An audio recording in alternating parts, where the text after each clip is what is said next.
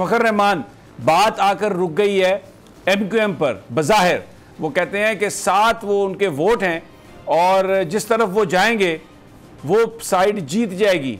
आपको क्या लगता है कि MQM क्या करेगी? MQM Pakistan 7 vote deciding factor बज़ाहिर। बहुत शुक्रिया समी साहब। ला इलाहा इल्लल्लाह मोहम्मद रसूलुल्लाह।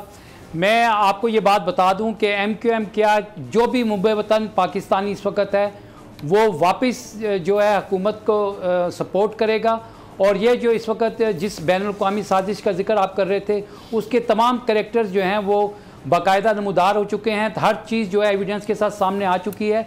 अब ये जो वोट ऑफ नो कॉन्फिडेंस है, तहरीक अदम एतमाद है, इसका जनाजा जो है वो निकला जाता है और ये बुरी तरह से नाकाम होने जा रही है। आप देखेंगे अगले चंद दिन के अंदर ये मामला बिल्कुल ख़त्म हो जाएगा।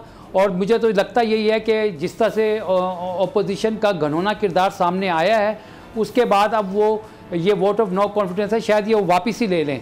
और दूसरी बात ये है कि ले लें, बड़ी आपकी ख्वाहिशात हैं ये। मैं मतलब आप जो आपके दिल में जो ख्वाहिश है वो बयान कर रहे हैं।